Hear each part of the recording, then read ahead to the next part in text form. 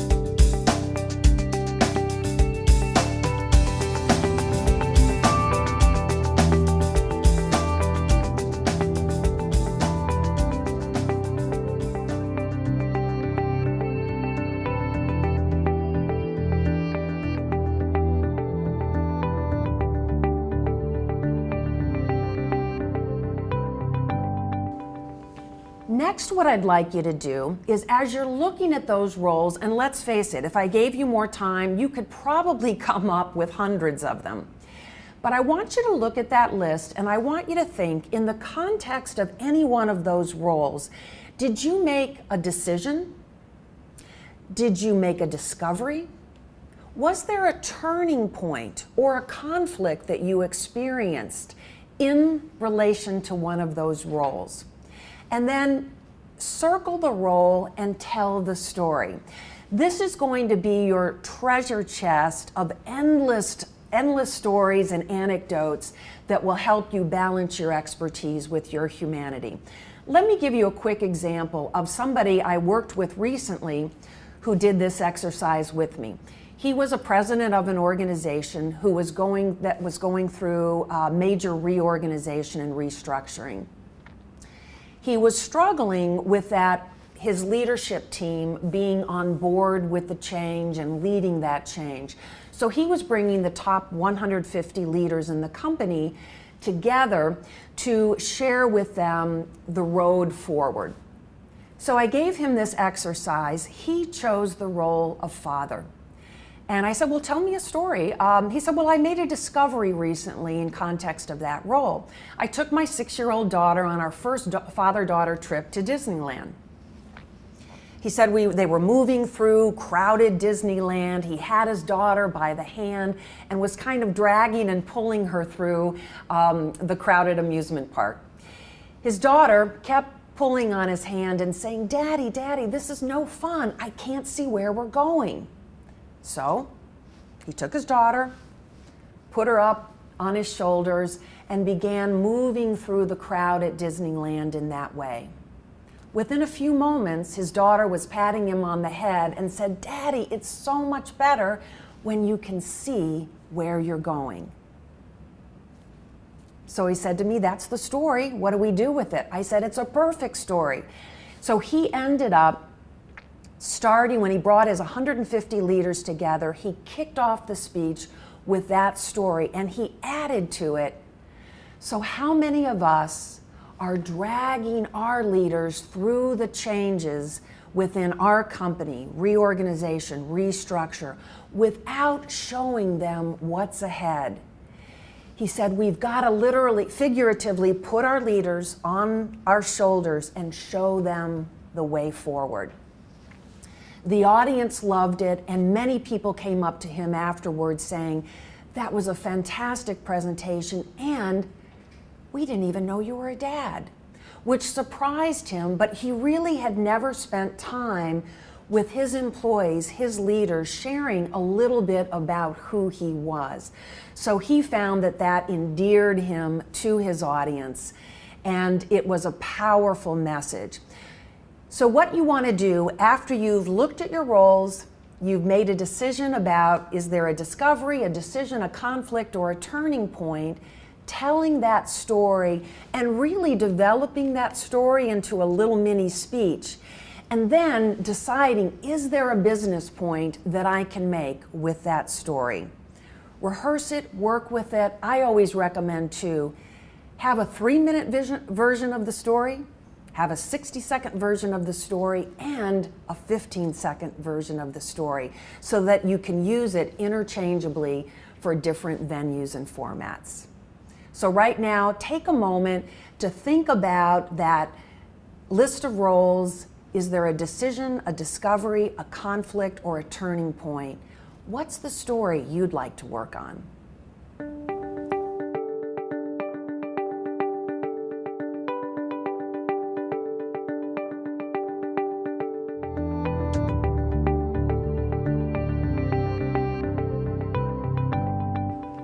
Number 9, be a triple threat.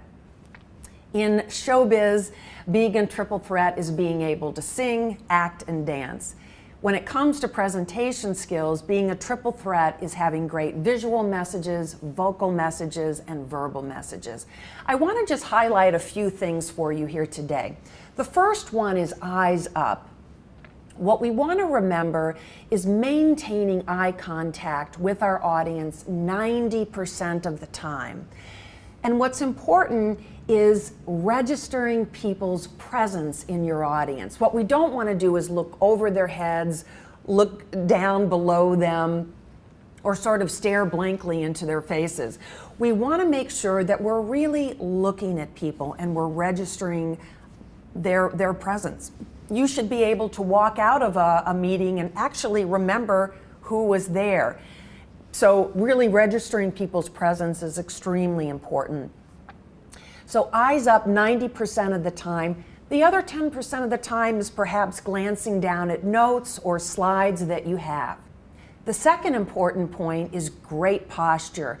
You want to make sure that when you enter the presentation environment, you're standing tall, aligned, because great posture really helps us maintain control of the audience. We want to avoid bringing in negative pedestrian habits into the presentation environment where we're sitting into the hip or we're slumping down. We lose control of the audience when we do that.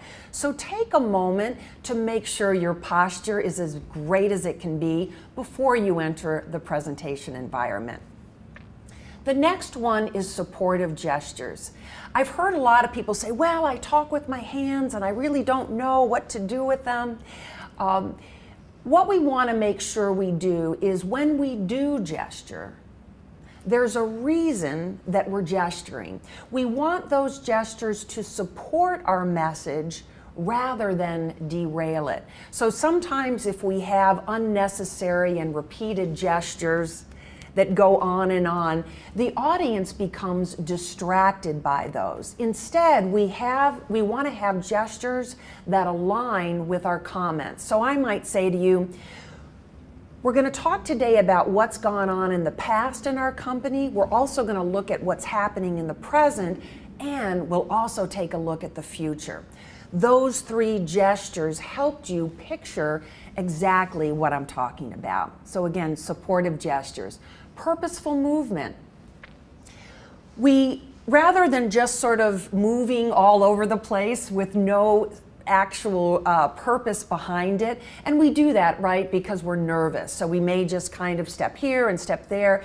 What we want to do is make sure that we are positioned in spots that help organize the listener's thinking, because that's really our goal at the end of the day, is to provide a roadmap for them to follow. So if I'm sharing with my audience, for instance, 3 main points, I may start in one position on the floor, talk about that main point, then move to the center, talk about my second main point, and then move to another spot, third spot, to deliver my third point. It's really a subtle way of organizing your listener's thinking and create a transition between ideas. The next one is vivid facial expressions. We have to remember that audiences are going to model the expression that we wear on our face. So if we tend to look too serious or somber, our audience is going to also look serious and somber. What we wanted, and this is not about having an ear-to-ear grin, but it is about having energy in the face and communicating to your audience that you're excited about the content that you're delivering. So sometimes practicing in front of the mirror can help with this, but simply remember before you walk in, I'm excited, I'm engaged, I'm interested in what I'm going to be sharing with my audience, and make sure that your facial expression is modeling that as well. The next one is sound conversational. We don't want to sound robotic. We don't want to sound too rehearsed, right? I always think about it as, could you deliver your presentation across the dinner table to your family or friends? Have it be that conversational in tone, natural in tone, organic in tone. And sometimes this really does come, it's going to sound counterintuitive, but it comes from rehearsal and becoming very, very familiar with your content. The next one is avoid sameness. Sameness is the arch enemy of great communication. When everything sounds the same, the audience interprets it as the same. Here's what I mean. We've all listened to people who have what we might call a monotone speaking voice, where they're telling us what they have to tell us in a very monotone voice. There's no inflection, there's no change in the rhythm and the pitch, and they tell you all of the content that they want to deliver, and it all sounds the same. What does that do? It puts us to sleep, right? We've all had a professor at one point or another who we probably remember spoke like that. Vocal variety is key to success. So there's times where we want to speed up what we're saying. There's times where we want to slow it down. There's times where we may even bring it to a whisper. And there's going to be times where we bring up the volume. There's going to be times where we pause. Avoid sameness. It's the archenemy of great communication. Create vocal variety. One of the best ways to practice that is to read children's storybooks out loud. For any of you who already have children in your life, utilize those moments, bedtime stories. If you don't have children, borrow some or simply buy a children's storybook and read it out loud, because what happens when we read to kids? We get very animated, very dramatic. The bear raced out of the cave and chased all the villagers away, right? We tap into our natural, the natural actor in all of us. 10 minutes a day reading children's storybooks out loud will dramatically improve your vocal variety. Our last one is to speak optimistically, which is really about remembering and recognizing that people remember and retain positively worded phrases 3 times more rapidly than negatively worded phrases. So we always want to put a positive spin, a truthful spin, an authentic spin on what we have to say, and frame it in a way that people can embrace and engage with it rather than a negative undertone. So think for a moment about all of these tools and techniques to be a triple threat, and maybe take a moment to identify one that you know you want to work on, check mark it, and create a little mini plan to start practicing with that right away.